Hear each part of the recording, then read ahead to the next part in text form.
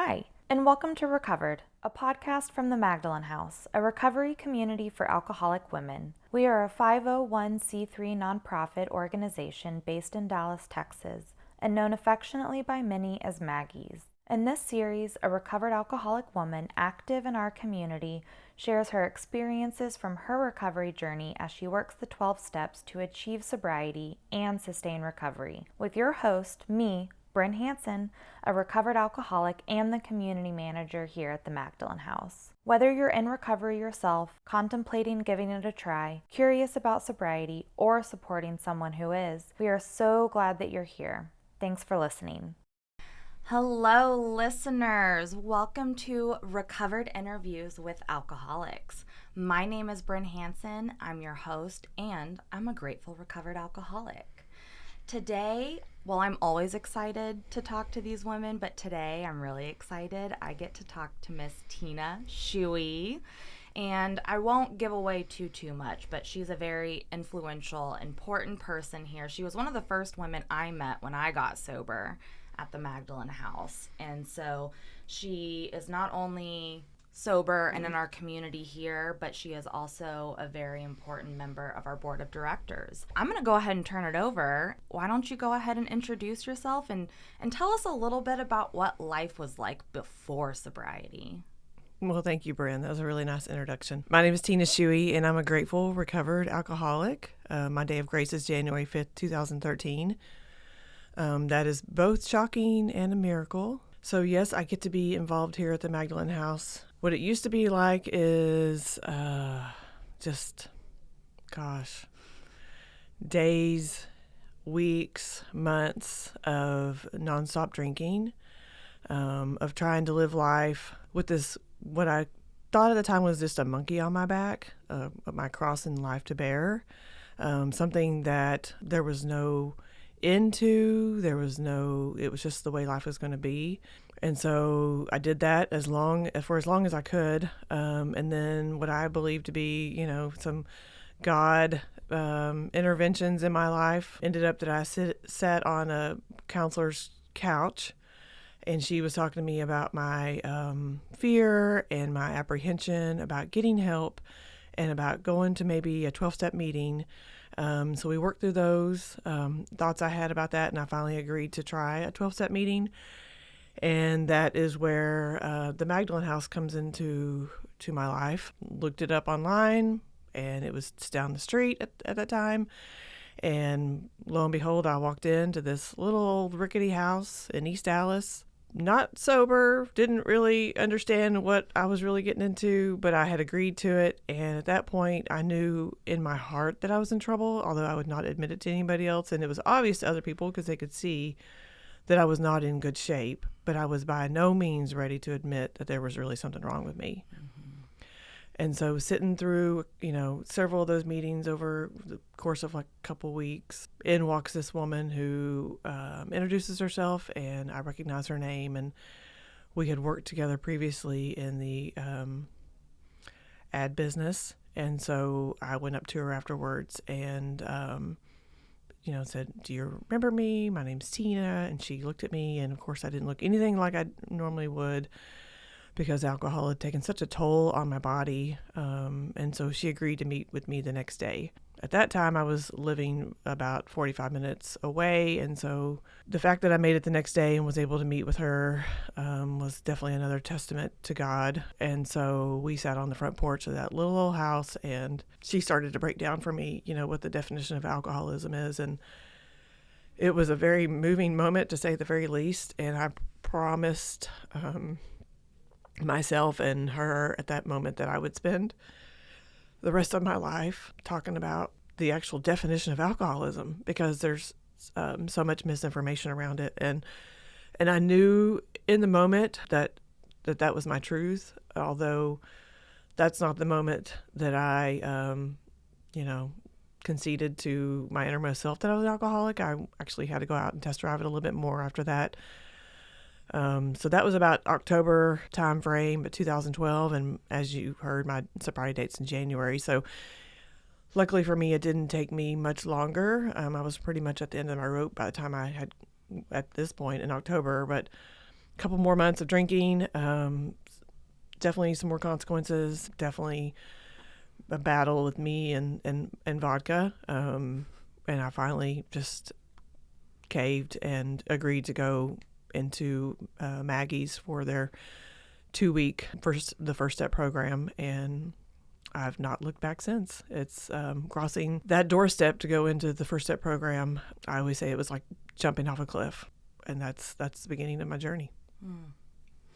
Yeah, the alcoholic life seems the only normal one.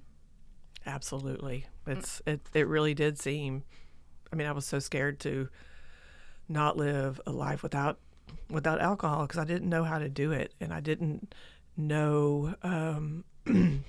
There's so many unknowns, and what I had though was the hope of these women who were showing up, and they were happy, and they were clear-eyed, and they were just beautiful souls, and it was that gave me the hope, just a little bit of hope, right? So that when that window opened for my willingness to show up, that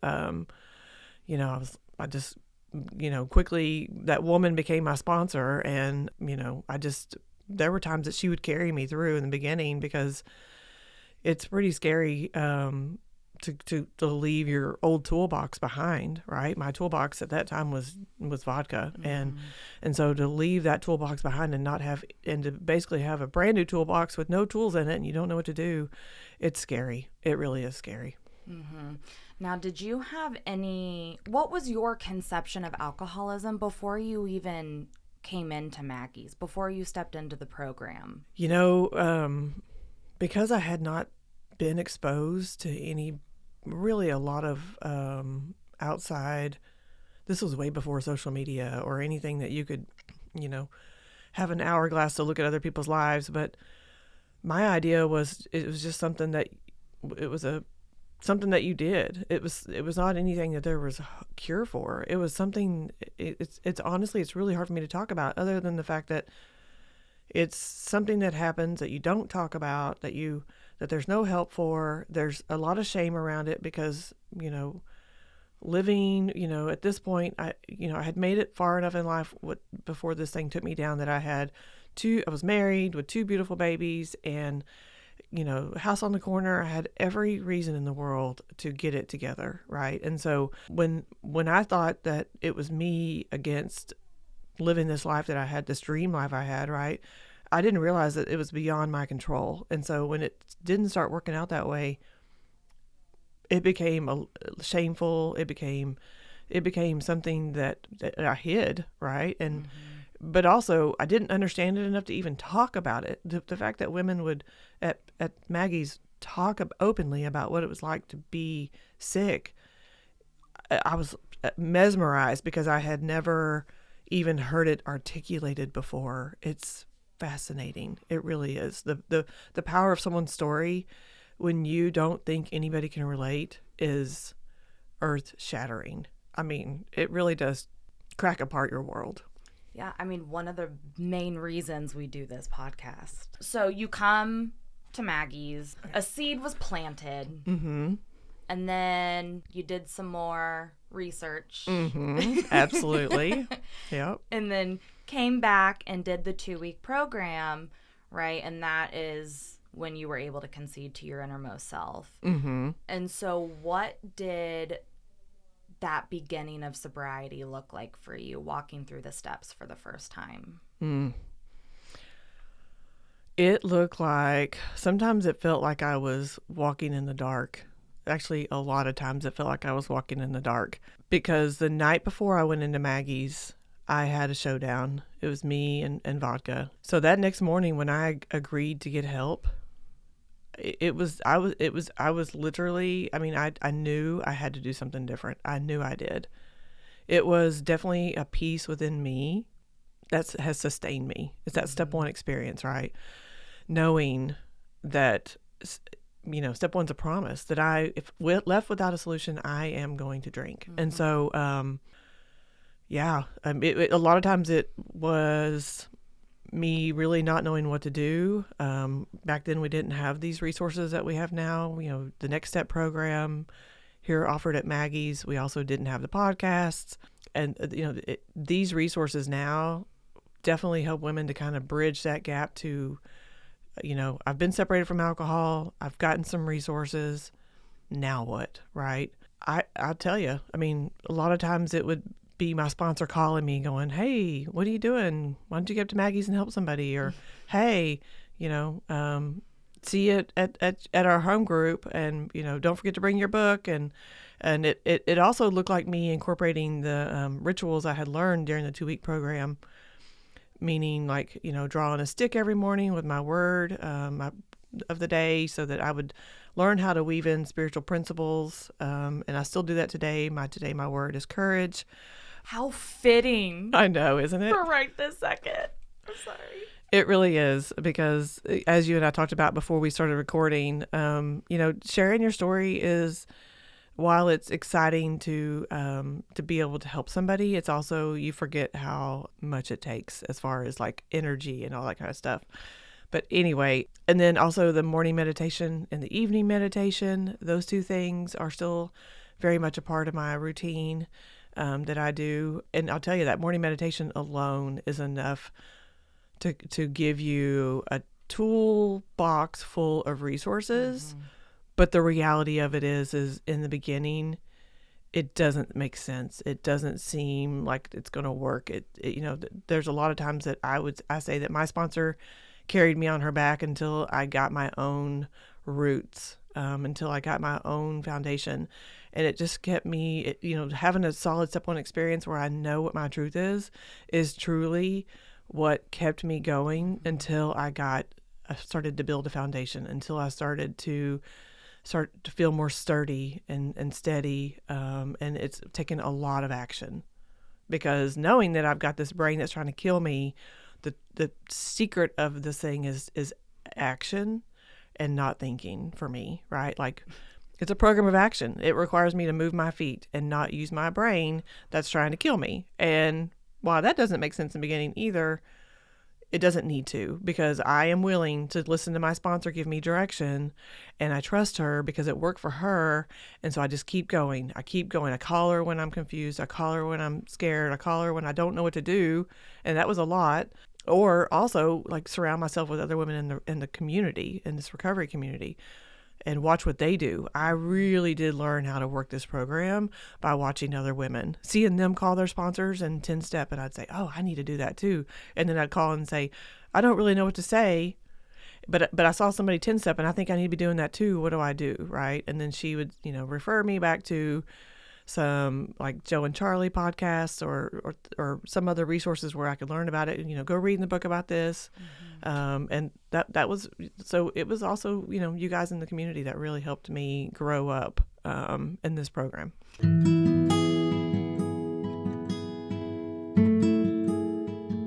Are you or someone you know struggling with the inability to stop drinking? At the Magdalen House, we believe that alcoholic women deserve a place to recover with dignity. In our 2-week residential program, clients will be introduced to what alcoholism is and what alcoholism isn't, as well as be presented with the solution, all in a loving and supportive environment. All of our programs are at absolutely no cost, and because we accept no government money, we can accept women all over the world and stick to our own curriculum. If you want to stop drinking and cannot, call 214-324-9261 for a phone screen. Yeah, I think I hear that quite often with women in the beginning of like, well, how's praying going to help put gas in my car? Or what am I praying to? Exactly. Or I can't meditate or whatever. And it's like, just keep going. I mean, it was the same way. It felt like a checklist. It does. But I saw other people doing it. So I kept doing it. And then lo and behold, your own connection is formed. And it's hard to explain because it's not like I can predict how God's going to show up. I know. I just know he does. Yeah. And I knew that there was a God because I made it here. But so that was enough too for me to think, okay, well, I got here and it was through all kinds of windy roads that I never would have predicted. And so, but also watching the miracles happen for other women, especially at birthday night when you see, a long list of women pick up their chips and tell stories about things that happen in their lives. And, it's just so inspiring that it keeps you going. And it does. It takes, and then when those miracles start happening for you, and they're not always like big, obvious flash moments. Sometimes it's like real tiny things that you don't appreciate in the moment, but when you look back, you think, how did that ever come together? It's just, it's amazing. It really is. Yeah, a lot of the program can be hindsight, which, by the way, birthday night here is a magnificent night. It's usually on the first Mondays of every month at 7 p.m., so you should totally come and join us. Oh, the energy at birthday night, man, just thinking about it makes the hair on my arms stand up. It is amazing. It's the most amazing night. It really is. I always leave on fire. Exactly. That's a great way to put it. Just, full passion. Exactly. I met you, I think, when you were probably around a year sober. I remember I was like telling my story for the first time at Maggie's, and it was in 2014, 2015. So you're probably like a year or two sober at that point. Like, when you got to that point of your sobriety, like, what had changed for you inwardly or outwardly? I would say that still at that point, I was really quiet in the beginning. And I still find that I'm fairly a quiet person. But back then, I was especially quiet. I was still very much a student of this program, still kind of riding on the coattails of a lot of women that were showing up and inspiring me. At this point, women were shepherding me along, taking me under their wing, and I would, learn how to show up and what it looked like. At this point, we had moved away, 45 minutes away. And so never once thinking that drive was too long, until to this day, it's not too long. But at the same time, learning how to weave life into this program, because I had heard to put the program first, and I was doing that. But at the same time, learning how to resume normal life, right? Learning how to be a mom, learning how to be an employee, learning how to be a partner, learning how to just be a person. And who was I? That there was a lot still to be revealed. But at that point, I really remember sitting in that chair on Redwood Circle at Maggie's and just being willing. I mean, really, still not really having any answers. And I can't say I have any today either. So I don't know why that seems like such a shocking thing to say, but just a lot of willingness is really what I think of when I think back then, because it was still a trying time as far as life and where I needed to be. And well, because life still lifes. It does. It does not stop for us. No. And just because we're sober, it's not like this glorious. I mean, I love that you said I was started to weave life into the program, not weaving the program into life. Yeah. That's so true. I'm telling you, when you have that step one experience where you know that you're going to die if you don't get a solution, knowing that I don't get to if I do choose, to die, I don't get to choose that either. I mean, it really is a breaking point, right? And so I'm really grateful to all of the behind the scenes things that were happening in my life at that moment. I just have to give a shout out to family support for guiding my family into giving me the grace that I needed to get to that step one experience, right? Because at that moment, people don't know how to help. Well, you can help by seeking counsel of other family members that have been through it and that know how this thing works, because alcoholism is a different disease, right? It's a disease that requires some really hard experiences to get to your truth. And so I'll tell you, a lot of things you're going to hear me talk about is the fact that I had that showdown with vodka, and that while I know it was hard on my family, it was really painful for the people that were in my life and cared about me. It was what I needed. And so throughout the years, that experience has really shaped my entire life. And your partner is a huge part of family support now. Yes, she is. Because yes. not only do you have a passion for recovery, Mm-hmm. she also has a passion for recovery. She has a passion for helping family members Yeah. understand the dynamics, understand their part, understand that they don't have any responsibility or they don't, like giving families a relief, because that's really what it's about. I mean, it seems like as a family member, you should huddle up and surround that person and help them. But the reality of it is there's nothing that a family member can do other than to kind of step back and give an alcoholic the runway that they need to do what they need to do to get here. And that can be really, really, really hard. And that can be really painful, and it can be risky for sure. Yeah, I'm not a parent, but I can only imagine. But I will say, anyone in long-term sobriety, I have never heard that their parents bailed them out.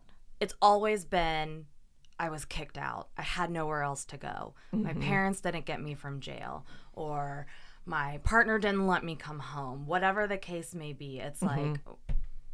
And this is not a case of, quote unquote, tough love.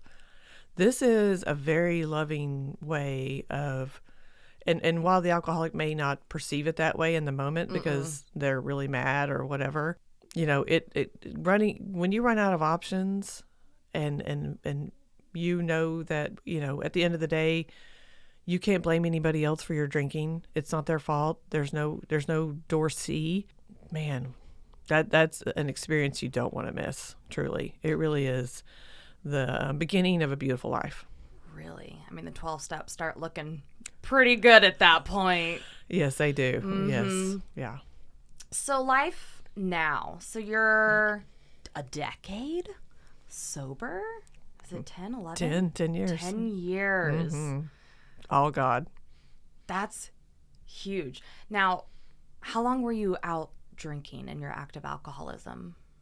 It's always kind of hard to say. I didn't get to Maggie's till I was 40. Had my first drink when I was 9. Really didn't have any consequences. I can look back in my college years and see that there was definitely signs of an allergy. And then in my 20s was great. Lots of fun times, lots of good memories. And then fast forward a little bit to having children, and I could definitely tell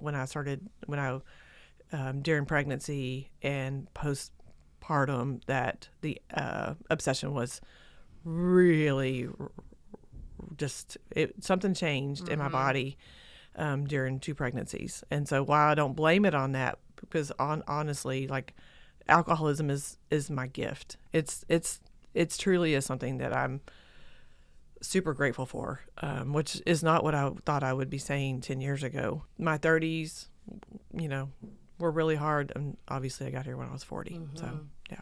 Yeah. And I know people probably do not believe us when we say crazy things like alcoholism is my gift or I'm a grateful recovered alcoholic, but it's because I think we've lived through hell. Absolutely. Now we have a different kind of peace and serenity. Yeah. The 4th dimension is real. The book talks about, we've been rocketed into a 4th dimension of existence, and it's hard to explain how that really is true, but it is. It's a phenomenon in itself, really. It is. Yeah. You've got to experience it. What is that 4th dimension like for you today? I know that you have so much cool stuff going on. Well, today it looks like both of my kids are in college. My son goes to Arkansas. My daughter goes to Oklahoma State. They are both thriving and just could not be more proud. I myself just graduated in December with a master's degree in social work, and I passed my exam, and now I'm an LMSW. 2 weeks ago, I started at an opportunity to be a outpatient therapist. While being a therapist is definitely a dream of mine and something I never thought would come true, it was definitely a calling. It was something that I was feeling called to do. After I started working the steps, I knew that I wasn't happy in the field that I was in. I was loving recovery and loving helping people. And it really lit up my world, which is why it was so easy for me to work this program. Because, I mean, who doesn't want helping people to be kind of the cornerstone of your life, right? I mean, to me, it was easy. But I wasn't happy in what I was doing, and I was really feeling called to do something else. And I didn't know what that looked like. And so for a long time, I sat behind fear. And then finally, I just, somebody told me once in this program, she said, "You know the secret to this program?" I said, "Maybe I don't. Why don't you tell me?" She said, "Well, you just take some action. And if it's meant to be, it'll be. God will work it out. So just take some action in one direction or another and just see where it goes." And so I took some action. I signed up with the university, and I got accepted, and then I signed up for courses. And next thing you know, I got my BSW, and then I, of course, kept on and rolled into my MSW, and my family was completely supportive. And it was it went by so fast. It was almost a blur. Luckily, it was also during COVID, and so I was able to, be at home and not have to juggle so many different commitments in my life. And so that definitely made it easier. But here I am today, an outpatient therapist, and it's amazing. I mean, it's amazing in that here I am, and this is all God, truly, that I get to help somebody in all of my areas of my life, and I'm just thrilled. But I will say, okay, something as a recovered alcoholic and working in a field that is also with other people in recovery, we also have to be careful not to make the job of recovery our program. Exactly. Right? Yes. And luckily for me, I'm not going to really, when I did my internship and my first opportunity out after getting my master's, I did work with women in recovery, and I worked with somebody who showed me how to separate those lines. Basically, therapy handles the things that the 12 steps cannot. So if that person is working the 12 steps, then you can just kind of kick those topics off to a sponsor or the 12 steps. But if there are things that fall outside of that, then that's really where you can get some outside help, right? But now I'm working more in the mental health field, and so it's definitely going to be less of a lot like a blurry line for me. I have such a passion for mental health because there is so much stigma attached to it, and it's something that we all need to be taken care of. It's not necessarily that I have a problem. Sometimes people just literally have a hard day, and it turns into a catastrophe. And who has not had that happen to them, right? And given all of us at any given time are subject to having a bad day, and it escalating and turning into something way more.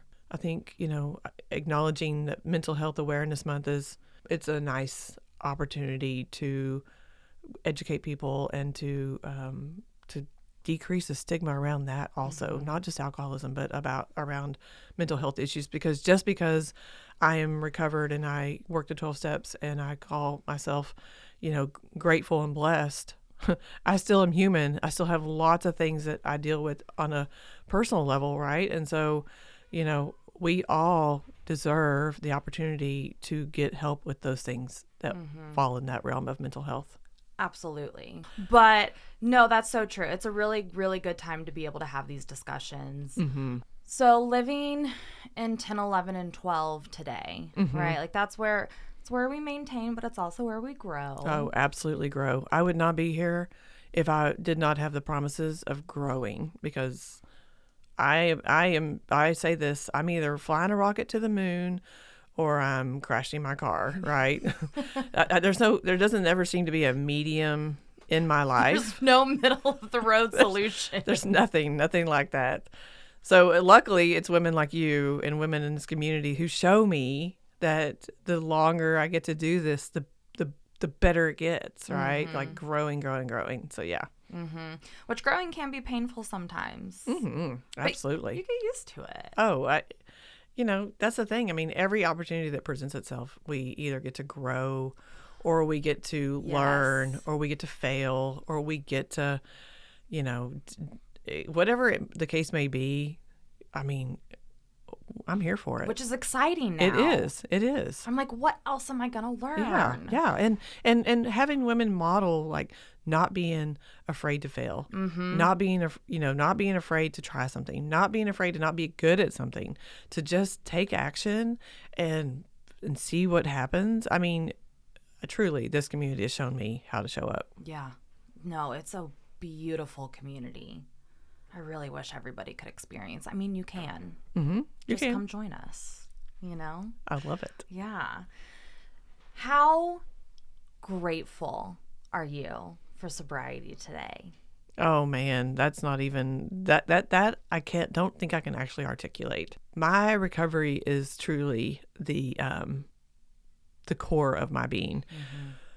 I've had some people over the years say, yeah, everyone's had bumps in the road. Yeah, it's okay. Yeah, so you drank too much and you had a problem.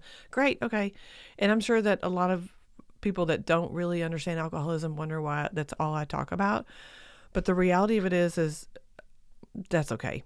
My message is not for those people. My message is for that woman who's hiding in her closet, who doesn't know that there is a solution, who doesn't know there's hope, because that used to be me. I used to be this person who had it all in a community of people who had it all together, and I didn't have it together, and I was dying and slowly dying, and I didn't see anything around me that was going to be any sort of solution. And so today, that's my dream, is to just keep showing up, keep showing that there's hope. I'll never forget when we moved to McKinney, I was so afraid to live so far away from Maggie's. And I was walking up to the grocery store one morning, and I saw this woman. She was ahead of me, and she ducked behind the Christmas trees at the front of the store. And she opened up her purse, and she pulled out a little bottle of like the mini bottles of wine. And she started to drink that bottle by hiding behind a Christmas tree.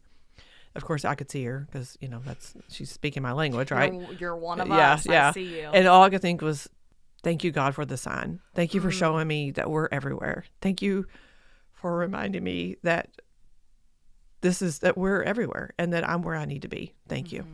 With an open mind, a willing heart, and an honest desire, we can be open to seeing so many different ways that God shows up in our lives. Absolutely. It's incredible. It really is. Yeah, it is. What would you like to end with today? If you had one message for the woman out there still suffering, sober or not, what would you want them to know? I would want her to know to just reach out. Be brave for 5 seconds and reach out to somebody, because it's hard to understand what the solution is and why you need it if you don't know what's wrong with your body. So don't be afraid to just find out what's going on. What is happening in your body that's causing this to happen to you?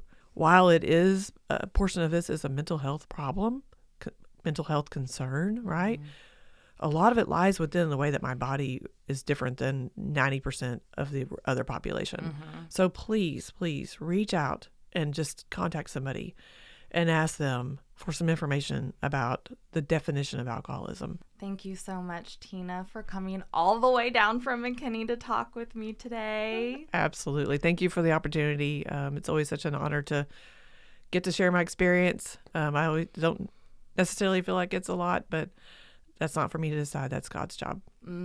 Thank you so much, Tina. And I know that we have a Hope for the Family coming up soon that will relate to this episode right here. So please stay tuned for that one. Y'all have a great week, and we will catch you on the next episode. Bye, y'all. This has been Recovered, Interviews with Alcoholic Women, hosted by Brehn Hanson and brought to you by the Magdalen House. I'm Kelsey Amos, host of our Studying the Steps podcast series. We hope you enjoyed this podcast. Tune in every Wednesday for a new release from one of our 4 series. To learn more about the Magdalen House and the services we offer, visit magdalenhouse.org or follow us on your favorite social media channels.